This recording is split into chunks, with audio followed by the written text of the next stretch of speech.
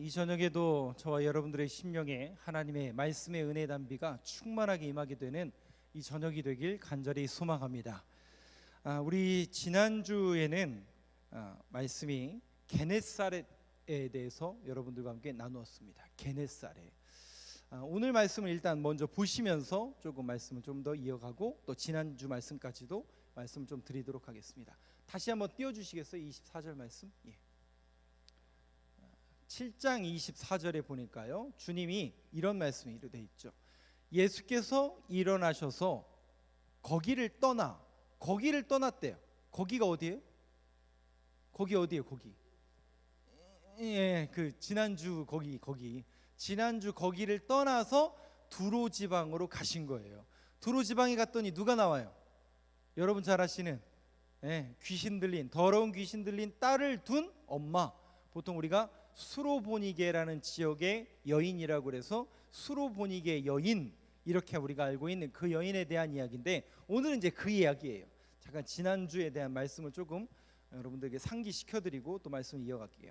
자, 예수님이 지금 일어나셔서 거기를 떠났어요. 거기는 지난주에 여러분들과 함께 나누었던 게네사렛이라는 곳이었습니다. 지도를 한번 보여주시죠. PPT로.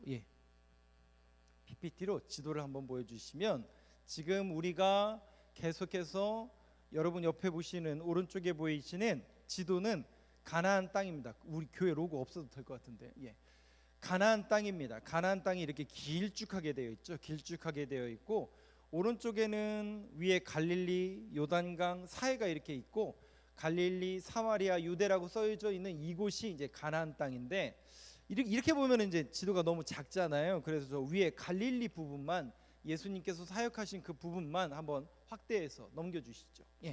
갈릴리 지역을 확대하면 이런 그림이 나옵니다. 그래서 우리가 지금 마가복음 7장을 보고 있는데 1장부터 7장까지가 대부분 저 갈릴리에서 있었던 사건이에요. 가나의 혼인잔치, 가버나움, 장모의 열병, 야이로의 딸, 또 거라사, 그 모든 것이 이 갈릴리 북쪽 지방이었는데, 여러분 잘 아시는 것처럼 주님이 명령하셔서 어디로 가요? 배를 타고 게네사렛으로 가게 됩니다.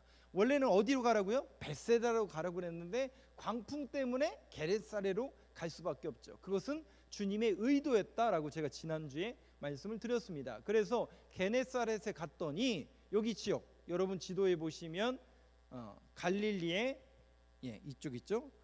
서쪽 위쪽에 게네사렛이라는 곳에 이르렀더니, 거기는 놀랍게도 이방 지역이었고 이방 사람들이 많은데 예수님이 분주해요? 그 동네 사람들이 분주해요? 놀랍게도 예수님이 오셨다는 소문을 듣자마자 그 지역 사람들, 이방 사람들임에도 불구하고 분주하게 예수님 왔대. 그래서 어쩌자는 얘기예요? 야, 빨리 가서 병 고침 받고 빨리 가서 예수 믿어 구원받자. 막 자기네들끼리 난리가 나고, 그래서 예수님에게 많은 무리들이 몰려왔다. 그래서 어떡하라고요? 우리도 복음을 전해야 된다는 얘기, 안 전해야 된다는 얘기예요. 우리가 볼 때는 상식적으로 거기 가면 복음이 전파될까? 저기도 복음이 전파될까? 여러분, 그것은 우리의 상식과 우리의 눈으로 보는 게 아니라 누구의 마음이에요? 항상 예수님의 마음, 예수님의 눈, 예수님의 시선. 그러니까 제가 성경 공부를 여러분들과 같이 했잖아요. 그리고 제가 여러분들에게 설교 시간을 통해서 요구하는 건 단 하나입니다. 저는 신앙이 성숙하길 바라요. 저도 마찬가지고 여러분들도 마찬가지고. 그러면 성숙하다라는 그 지표와 기준이 혹시 뭔지 아세요? 우리가 신앙이 성숙하다, 그 신앙의 성숙의 지표와 척도는 나에서 주님으로 바뀌는 겁니다. 다시요. 그러니까 시선이, 내가 보는 게, 오늘 이게 우리 권사님 많이 아프신데 괜찮으시죠? 우리 권사님을 이렇게 볼 때 내 눈으로 보던 시선에서 주님의 마음으로 보는 거예요. 그러면 저분이 지금 많이 아픈데, 그러면 주님의 마음으로 어떻게 해야 돼요? 저 권사님 감기 때문에 힘들어하시는 저 권사님을 위해서 어떻게 해야 돼요? 주여, 나는 못 고치는데 누구는 고쳐요? 주님은 고칠 수 있지 않습니까? 주님의 시선으로 보는 거예요. 이 시선이 바뀌는 거예요. 그걸 우리는 신앙의 성숙자라고 이야기합니다. 그래서 주님의 시선으로 보기 시작하면 뭐가 보이냐면 그 사람들이 보여요. 시험 든 사람들, 낙심한 자들, 연약한 자들, 부족한 자들. 사람을 보면 그게 보이기 시작해요. 그리고 영적으로 분별할 수 있는 실력과 성숙이 일어납니다. 그리고 교회를 보는 거예요. 내 시선으로, 그냥 내가 내 다리로 다니던 그 교회에 대한 시선을 이제는 주님의 마음으로 우리 교회를 보는 겁니다. 그래서 우리 교회가 어떤 일을 해야 되고, 우리 교회가 이 지역에서 예수님의 마음으로 어떤 일을 감당해야 될까라고 여러분들이 보면 보일까요? 안 보일까요? 보입니다. 예수님의 마음으로 우리 교회를 위해서 기도하시면 보이게 되어 있어요. 그래서 그 일을 감당하는 겁니다. 나라와 민족은 어떨까요? 예전에는 이 나라의 민족을 위해서 그냥 기도하라고 하니까 기도했는데, 내가 예수님의 마음으로 이제 어떻게 해요? 뭘 봐요? 이 나라 이 민족의 영적인 상태를 보는 거죠. 아, 나라 민족을 위해서, 이 깜깜한 이 세상을 위해서 내가 기도해야 되겠구나. 주님의 마음을 갖는 걸 우리는 신앙의 성숙자다라고 이야기합니다. 거기까지 저는 여러분들과 함께 신앙생활을 하면서 또 말씀 훈련을 하면서 그 시선이 바뀌게 되길 원하고요. 빨리 여러분들이 그렇게 바뀌게 되길 간절히 소망합니다. 자, 주님이 그 게네사렛 이방 땅에 가셨는데 어디로 가시냐? 오늘 본문은 다시 지도를 한번 보여주시겠어요? 지도는 화살표가 쭉 위로 올라가죠. 그죠? 북쪽으로 쭉 올라가죠. 두로라는 곳으로 가게 됩니다. 두로와 시돈이라는 지역을 가게 됩니다. 두로와 시돈 어디서 많이 들어본 것 같은데, 예, 여러분 잘 아시는, 우리가 북이스라엘 배울 때 아합 왕, 그 악한 아합 왕의 부인이 이세벨이었죠. 그 이세벨의 고향이 어디냐면 시돈이었거든요. 저 두로와 시돈입니다. 제가 잠깐 여러분들에게 저 두로라는 도시에 대해서 잠깐 설명을 좀 드리겠습니다. 그림을 하나 넘겨주시겠어요? 두로라는 지역이 바다 해안가에 있는 도시잖아요. 그래서 이게 이제 그림이 없어서 제가 이제 영어로 되어 있는 그 지도를 갖고 왔는데, 이게 해안가에 있는 도시잖아요. 근데 해안가에 있는 도시인데, 이 두로라는 도시가 이제 영어식으로는 티레인데요. 이 두로라는 도시가 부유한 도시일까요? 가난한 도시일까요? 엄청나게 부유한 도시예요. 왜냐하면 이 사람들이, 여러분 잘 아시는 블레셋 아시죠? 그 블레셋 사람들처럼 해양 도시와 무역을 하면서 장사하는 사람들이에요. 그러다 보니까 자연스럽게 수백 년 동안 지중해 연안에서 배 타고 다니면서, 여러분 세계사 시간에 배운 페니키아인들이 이 사람들이에요. 그 페니키아 사람들이 이 두로 사람인데, 페니키아가 지중해 연안에 수많은 도시를 세우는데 그 중에 큰 도시 중에 하나가 바로 이 두로라는 도시예요. 그럼 이 두로라는 도시에서 뭘 그렇게 갖다 팔았냐? 여러분 잘 아시는 백향목 아시죠? 그 레바논의 백향목이 이 근처에서 이 산악 지역으로 가면 나잖아요. 그러니까 산악 지역에서 백향목을 끊어서 어떻게 해요? 두로로 갖고 와서 바다로 수송을 하는 겁니다. 그래서 이 두로 왕이 나중에 예루살렘 다윗성 지을 때도, 또 솔로몬 성 지을 때도 다 이 두로 왕이 백향목 갖다 준 거예요. 그런데 이스라엘만 갖다 주냐? 그렇지 않죠. 최고의 무역할 수 있는 곳은 바로 저 밑에 있는 애굽, 그리스 이런 데다가 해상 무역을, 백향목을 많이 갖다 실어 나릅니다. 또 이 해안가잖아요. 이 해안가에서 많이 나는 게 뭐냐면 고동이 많이 나요. 근데 이 고동을 가르면 뭐가 나오냐면 색깔이 나오겠죠. 그게 염료가 돼요. 그걸 우리는 바이올렛이라고 하고 퍼플이라고 하는 자색 옷감의 원료가 됩니다. 그 보니까요, 10만 개를 갈아내면 제가 보니까 한 조금 된다고 그래. 조금 그 엄청나게 갈아내도 진짜 몇 바구니를 해도 조금밖에 안 나는 그 자색 염료. 그러니까 그 자색 염료로 옷감을 이렇게 보라색으로 이렇게 하면 그 옷감은 비쌀까 안 비쌀까요? 비싼 정도가 아니라 집을 입고 다니는 정도. 로마 시대에, 그래서 이것은 이제 로마 원로원들만 입을 수 있는 그런 특권이 주어지는 그런 아주 값비싼 원료가 어디서 나오냐? 이 지역에 나온다. 여러분 잘 아시는 자색 옷감 장수가 우리 사도행전에 루디아가 나오죠. 그러니까 루디아가 바로 이런 역할을 또 했던 것 같아요. 마찬가지로 그러다 보니까 자연스럽게 이곳에서는 페니키아 시대로부터 수백 년 동안 이 두로라는 도시가 부유한 도시였어요. 부유하다 보니까 자연스럽게 도시가 확장되고 외부로부터의 공격을 막아내기 위해서 천연의 요새를 세워야 되겠다. 그래서 올드시티, 올드티레, 그러니까 해안가에 있던 도시가 요새를 만들기 위해서 섬을, 근처에 있는 섬을 연결해서 요새화한 거예요. 그래서 그 요새화해서 수백 년 동안 저 두로라는 도시가 계속 번성해 왔던 겁니다. 잘 아시는 것처럼 아수르, 바벨론의 공격을 견뎌냅니다.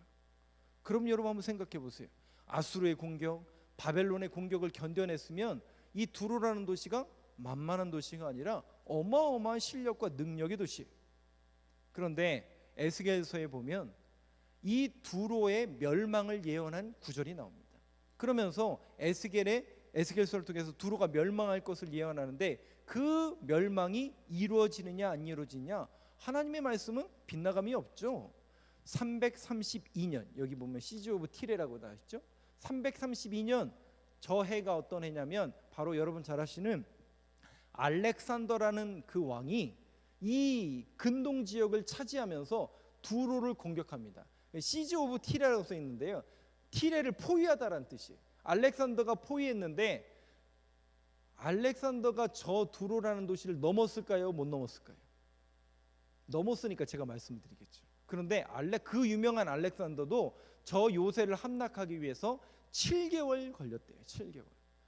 바다로는 공격이 거의 어려우니까, 그래서 이게 길이 나온 거죠. 길. 예. 인공적으로 사람들을 동원해서 길을 만든, 해상길을 만든 거예요. 예. 해상길을 만들어서 거기를 이제 7개월 만에 함락해서, 그럼 지금은 남아 있을까요? 안 남아 있을까요? 7개월 동안 항복 안 하고 버텼으니까 철저하게 거기를 다 파괴시킨 거예요. 파괴시키고 지금도 이제 두로라는 지역에 가면 십자군 시대 때 만들어진 그 성읍만 남아 있는데, 지금은 이제 뭐 그런 형체는, 두로 시대의 형체는 사라진 거겠죠. 자, 그만큼 이 두로라는 도시는 엄청나게 부유하고, 예수님 시대, 그러니까 300년 후에 예수님 시대도 두로는, 물론 저 섬의 요새는 파괴가 됐지만 이 해안가에 있는 두로는 계속해서 번창한 도시를 이루어갔습니다. 예수님 시대 때도 두로라는 도시는 어마어마한 부유를 상징하는 그런 도시가 되었던 거죠. 그때 주님이 어딜 가시냐면 이 두로와 시돈 지역, 그러니까 두로가 있고 바로 위가 시돈이거든요. 그 지역을 가셔서 누굴 만나느냐? 수로보니게 족속. 여기 우리 성경에는 수로보니게, 그 수로보니게라는 뜻이 수리아와 페니키아를 합성한 말입니다. 시리아와 페니키아를 합성한 말, 수로보니게 지역, 두로와 시돈 지역에 사는 여인을 만나게 되는 스토리가 오늘의 스토리입니다. 자, 그 내용을 여러분들과 함께 나누실 텐데요. 25절을 한번 보시죠. 자, 25절 말씀. 25절 말씀 한번 같이 읽겠습니다. 시작. 이에 더러운 귀신 들린 어린 딸을 둔 한 여자가 예수의 소문을 듣고 곧 와서 그 발 아래에 엎드리니. 네, 예수님이 이방 지역이고 이스라엘 백성들에게는 별로 좋은 도시로 여겨지지 않는 그런 도시, 그러나 세상적으로 볼 때는 굉장히 부유한 도시인 두로와 시돈 지역으로 가게 되는데, 거기서 누굴 만나요? 더러운 귀신 들린 어린 딸을 둔 한 여자. 성경을 한번 여러분 잘 보세요. 그냥 귀신 들렸구나 그 정도가 아니라 문자 그대로 워딩이 더러운 귀신 들린 어린 딸을 둔 한 여자예요.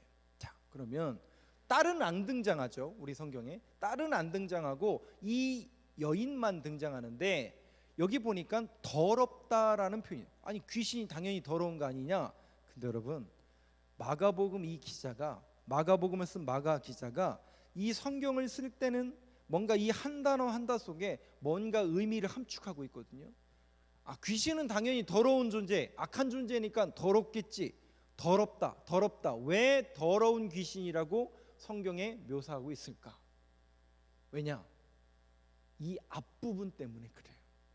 제가 6장 마지막까지 설명을 드렸고, 게네사렛, 그리고 7장 바로 1절부터 설명을 안 드리고 24절로 그냥 딱 건너뛰었잖아요. 그러면 1절부터 23절까지는 어떤 스토리가 하나 있어요. 그 스토리가 뭐냐면 바로 유대인들의 정결 예식에 대한 이야기예요. 그러니까 뭐냐면 더럽고 안 더럽고에 대한 문제를 지금 이스라엘 백성들, 특별히 바리새인들이 문제 제기를 한 거예요.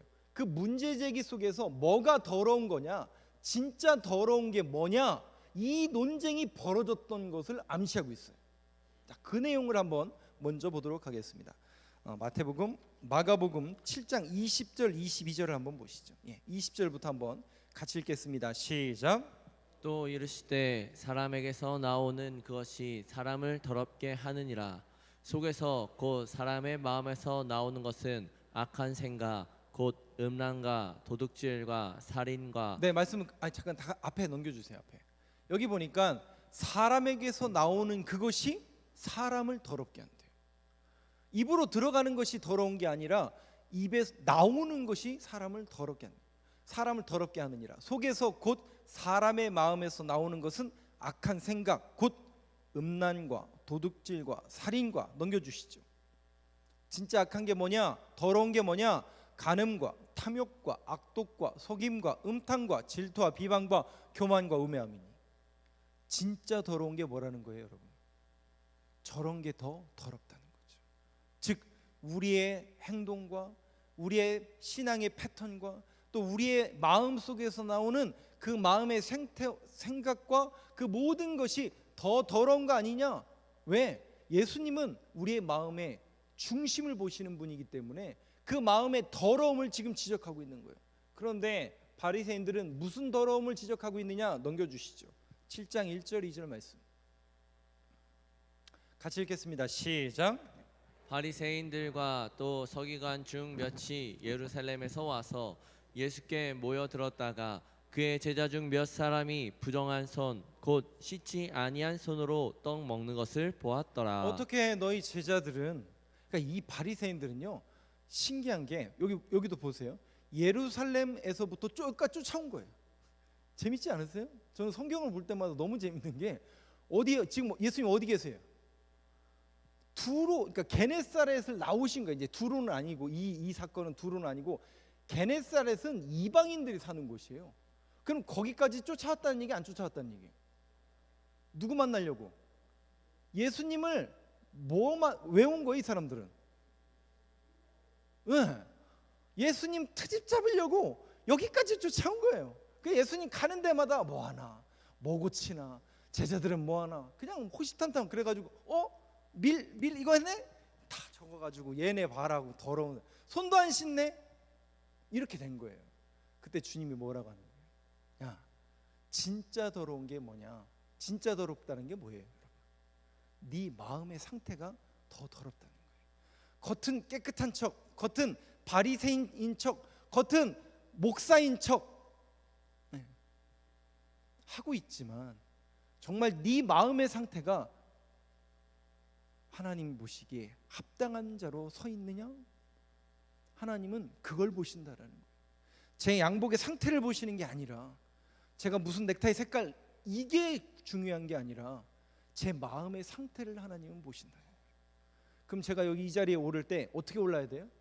1번 그냥 오른다, 2번 기도하고 오른다. 1번이에요, 2번이에요? 물어보는 제가 바보죠. 우리가 하나님 앞에 설 때 항상 우리는 하나님의 마음을 다 드러납니다. 여러분들 이렇게 지금 다 앉아 계시지만 하나님은 아시죠, 여러분들의 마음의 상태를. 저는 몰라요. 저는 아무리 여러분들의 마음의 상태를 보려고 해도 몰라요. 근데 하나님은 아시죠. 여러분, 오늘 저를 만나러 오신 게 아니잖아요. 하나님 만나러 오신 거잖아요. 그 하나님 앞에 모든 것을 다 내려놓는 이 시간 되길 간절히 소망합니다. 부끄럽고 얼굴 붉어지고 민낯이라 소위 말해서 쪽팔리지만 하나님 앞에 서기, 그러나 괜찮습니다. 중요한 것은 내가 하나님을 만나러 나온 거죠. 그리고 그분 앞에 모든 것을 내려놓는 겁니다. 내가 하나님 이렇게 연약합니다. 내가 이렇게 죄지었습니다. 내가 이렇게 악해요, 하나님. 아이고, 나한테 방법이 없어요. 근데 여러분, 그게 진짜 방법이에요.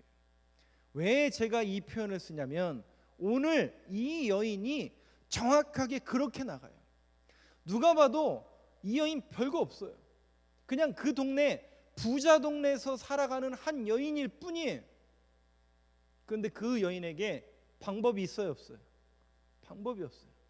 고치고 싶은데 자기한테는 능력도 안 되고 실력도 안 되고 도저히 방법이 되지 않는 거예요. 부유한 도시에 살아요. 당연히 부유한 도시에 사니까 병원도 있고 고칠 수 있는 사람도 있고 의사도 있고 유명한 곳도 많이 있겠죠. 그런데 방법이 없더라는 거예요.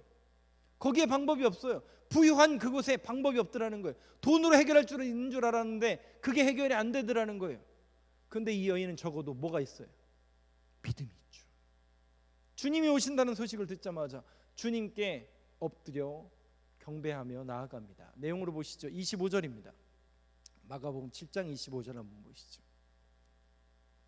그래서 더러운 귀신 들린, 이 더럽다는 표현을 주님이 일부러 쓰신 겁니다. 진짜 더러운 것은 겉모양이 더러운 게 아니라 너희들의 마음이 가장 중요한 거다. 그런데 여기 더러운 귀신 들린 어린 딸 둔 한 여자가 나오는데 그 여인의 마음이 어떻다는 걸까요? 바리새인들이 볼 때는 이 여인은 어떤 여인이에요? 개 취급받아야 되는 이방 사람이에요. 이방 여자예요. 뭐 그때는 여자는 뭐 개수도 안 했던 시대니까 여자죠. 이방 사람이에요. 취급을 안 하는 사람이에요. 만나서는 안 돼요. 그런데 그 여인은 겉모습은 그런 여인일지 모르지만 그 여인의 마음이 더럽다는 얘기일까요? 깨끗하다는 얘기일까요? 실상은 바리새인들을 지적하는 내용입니다. 그 내용을 한번 또 보도록 하겠습니다. 25절을 보니까요, 한 여자가 예수의 소문만 듣고, 소문을 듣고, 믿음은 들음에서 나오고, 이 여인을, 예수를 만나야 되겠다. 이 여인에게 뭐가 생긴 거예요? 예수에 대한 믿음이 생긴 거예요. 방법이 없어요. 부유한 도시예요. 두로라는 엄청나게 큰 도시고 부유한 도시인데 거기에 종합병원이 있었겠죠. 용한 사람이 있었겠죠. 돈이면 해결할 수 있을 줄 알았겠죠. 그런데 안 되더라는 거예요. 그때 예수님에 대한 소문을 들어요. 믿음이 생겨요. 그리고 그분께 어떻게 해요? 발 아래 엎드리니, 이 엎드린다라는 얘기가 예배하니라는 뜻이에요. 그런데 이 여인의 믿음을 한번 보도록 하겠습니다. 26절 한번 보시죠. 같이 읽겠습니다. 시작. 그 여자는 헬라인이요 스로보닉의 족속이라 자기 딸에게서 귀신 쫓아내 주시기를 간구하거늘. 26절에 오면서 더럽다라는 표현을 삭제해요. 그리고 그냥 귀신이에요. 그러면 여자는 헬라인이요 스로보닉의 족속이라, 왜 그 지역을 명시하는가? 이름은 없어요. 이 여인에 대한 이름은 없어요. 그런데 그 지역을 명시하는 이유는 뭐냐면 이 여인이 이방 여인이라는 거예요. 이방 땅의 이방 여인이지만 누구에 대한 믿음이 있어요? 예수에 대한 믿음이 있어요. 누가 더러운 사람이에요? 누가 진정 깨끗한 사람입니까? 겉모양이 깨끗한 게 중요한 게 아니라 그 마음이 정말 예수님으로 온전히 있는가, 예수님만 온전히 향하고 있는가, 그걸 성경은 계속 방향을 잡아가고 있다는 것을 여러분들이 그 초점을 놓쳐서는 안 됩니다. 이 여인 구원받을 수 없고 이방 여인임에도 불구하고 예수에 대한 소문만 듣고 주님을 만나러 가서 주님 앞에 귀신 쫓아내기를 간구하더니 이렇게 고백하고 있는 겁니다. 그때 주님이 놀라운 말씀을 하나 하세요. 이것은 일종의 테스트에 가깝습니다. 주님이 뭐라고 말씀하시냐면, 아니 이렇게 해도 될까? 주님이 너무 면박 주는 거 아니야? 아무리 이방 여인이지만 주님은 원래 사랑이 많으신 분이고 주님은 그 잃은 양을 어떻게 해서든지 사랑하셔서 구원하시려고 하시는 분인데 이래도 되나 싶을 정도의 놀라운 이야기를 하세요. 27절 한번 보여주시죠. 27절 한번 같이 읽겠습니다. 시작. 예수께서 이르시되 자녀로 먼저 배불리 먹게 할지니 자녀의 떡을 취하여 개들에게 던짐이 마땅치 아니하니라. 아까 7장 앞에서도 떡 먹는 얘기거든요. 근데 똑같이 주님이 떡 먹는 얘기를 하고 있는 거예요. 그러니까 앞에 있는 스토리하고 이게 계속 연결이 되는 거죠. 그런데 여러분들이 한 가지 상식적으로 알으셔야 되는 내용이 하나 있습니다. 유대인들은요, 빵을, 떡이라고 표현하고 있지만 빵을 어떻게 먹을까요? 뭐 어떻게 먹고 들어서 그냥 씹어 먹겠죠. 그런데 들어서 씹어 먹지 않습니다. 빵이 크거든요. 굉장히 생각하는 것보다 커요, 여러분.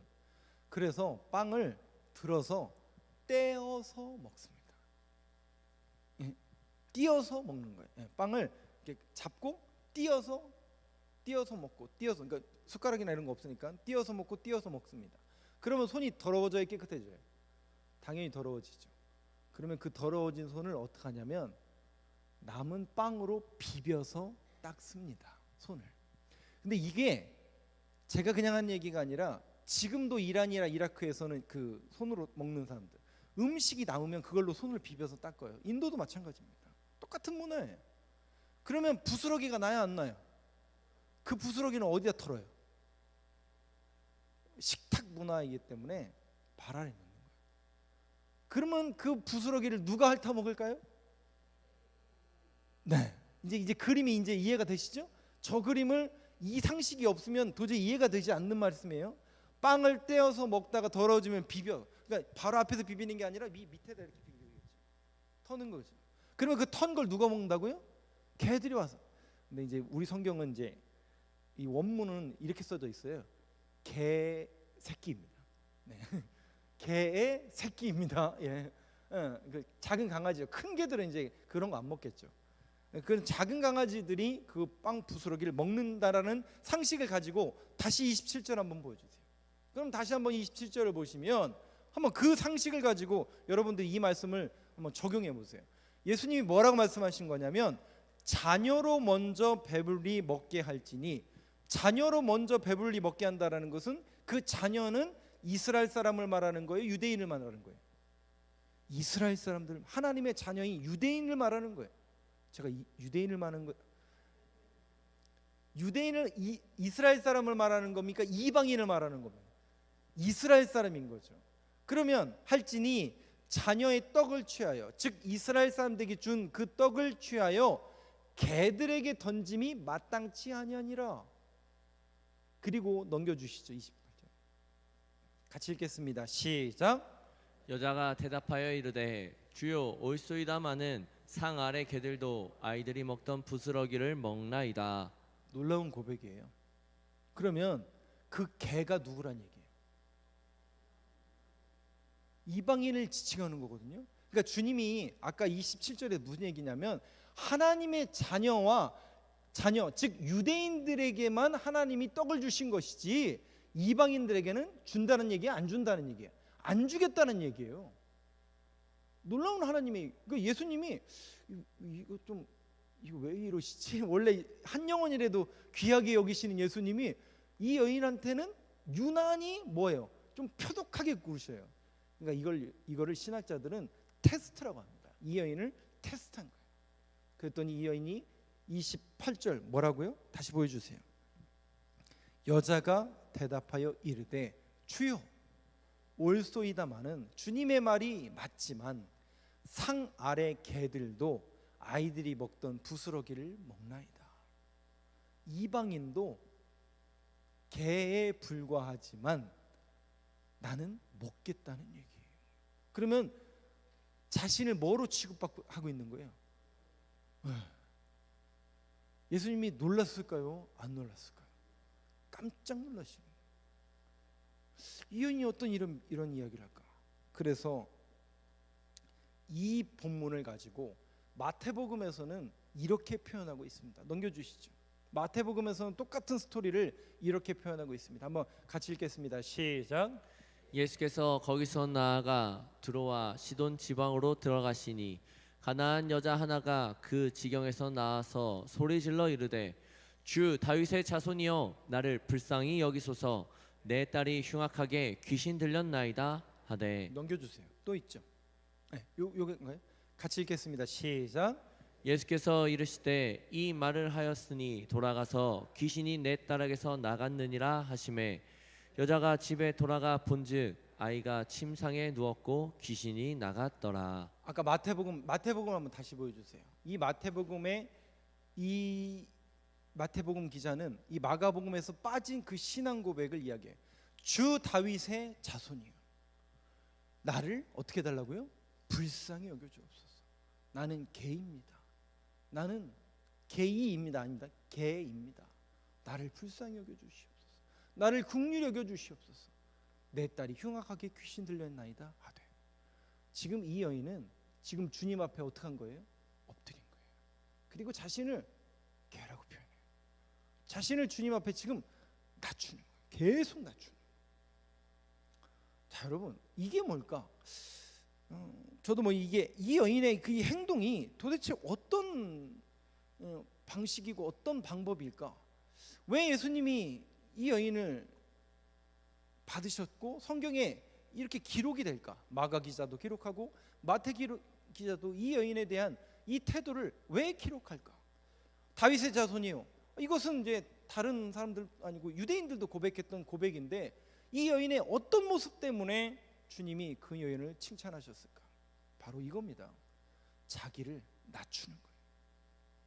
낮추는 거예요. 저는 여러분도 잘 아시는 것처럼 다윗이 있죠. 다윗이라는 사람이 정말 대단한 사람이 맞습니다.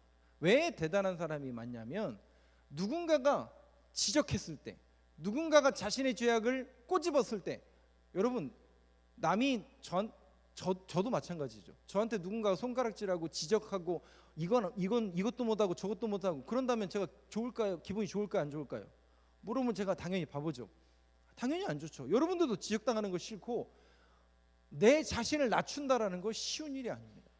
그런데 여러분 성경에서 주님이 말씀하시고 있는 그 마음은, 그 마음의 상태는 하나님이 원하시는 마음의 상태, 예수님이 원하시는 마음의 상태, 주님 앞에 나아가는 그 마음의 상태가 어떠해야 된다라는 것을 이 여인은 정확히 보여줘요.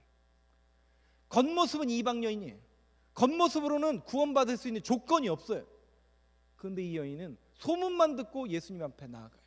그리고 그 여인은 믿음을 하나님 앞에 드려요. 주님 앞에 드려요. 어떤 마음이에요? 자기를 낮추는 거예요. 내가 개입니다. 내가 부족한 사람, 내가 연약한 자입니다. 내가 그런 사람입니다. 내가 죄인입니다. 주여 나를 불쌍히 여기소서. 자기의 의의를 드러내는 단어가 하나도 없어요. 내가 하나님 이것도 했고 저것도 했고 신앙생활 이렇게 열심히 했고 그런 구절 하나도 없어요. 그저 나는 주님 앞에 죄인입니다. 불쌍히 여겨주옵소서. 여러분 주님이 받으시는 예배는 어떤 예배일까? 주님이 받으시는 심령은 어떤 심령일까? 바로 상한 심령이라. 심령이 가난한 자는 복이 있나니 천국이 그들이 것이다. 가난하다라는 건 뭡니까? 하나님 나한테는 방법이 없습니다. 나에게는 의의가 없습니다. 나는 가난합니다. 하나님. 그러니 오직 방법은 주님께만 있사오니 그 주님만이 나를 고쳐주시고 주님만이 내 딸을 고쳐주시고 주님만이 이 모든 방법의 근원이시니 주님이 고쳐주시고 불쌍히 여겨 주옵소서. 자기를 낮추고 들어가는 거예요. 주님이 깜짝 놀랐어요. 이런 여인이 어디 있는가? 이스라엘 땅에 저 유대인들은 어떻게 하면 겉모습으로 치장하고 바리새인 척, 내가 기도 많이 하는 사람인 척, 내가 예배 잘하는 척, 겉모습으로만 외식하는 사람. 근데 이방 땅에 갔는데요, 주님이 찾으시는 그 상한 심령이 있는 거예요. 자기를 낮추고 주님 앞에 간절히 간구하는 그 여인을 주님께서 들어 사용하시는 겁니다. 그래서 여러분 결론이 어떻게 나는지 한번 보세요. 결론이 어떻게 납니까? 29절 30절 같이 읽겠습니다. 시작. 예수께서 이르시되 이 말을 하였으니 돌아가라. 귀신이 내 딸에게서 나갔느니라 하시매 여자가 집에 돌아가 본즉 아기가 생상에 누웠고 귀신이 나갔더라. 여러분 저 문장을 잘 보세요. 문제는 누구에게 있었던 거예요? 귀신 들린 딸에게 있었던 거예요? 이 여인에게 있었던 거예요? 놀랍지 않으세요? 놀랍지 않으세요? 우리는 귀신 들린 딸에만 집중해요. 근데 주님은 이 여인의 뭘 보세요? 그 엄마, 딸은 등장하지도 않는다니까요. 주님이 딸 가서 만진 거 그런 게 한 구절도 없어요. 딸은 등장하지 않아요. 그 여인의, 그 딸의 엄마만 등장해요. 그 엄마가 상한 심령을 가지고 예수님 앞에 불쌍히 여겨주소서, 내 딸을 고쳐주소서. 주님이 그 믿음을 보시고 고쳐주신 거예요. 그렇다면 방법이 나오죠. 결론이 나와야 되죠. 저와 여러분이 오늘도 주님을 만나는 자리 가운데 나왔는데 어떤 신앙의 태도와 마음을 가지고 주님 앞에 나아가야 될 것인가? 주님이 받으시는 심령은 상한 심령이라. 그렇습니다. 주님, 주의 은혜가 아니고서는 내가 살아갈 방법이 없습니다. 이 어려운 시기와 이 세상 속에서 주님의 은혜, 하나님 뭐 이것도 있어야 되고 저것도 있어야 되고 내 방법, 내 실력, 물론 그것이 우리가 필요한 시대를 맞이하며 살아가고 있는 건 맞지만 우리가 신앙인이잖아요. 적어도 그리스도인이잖아요.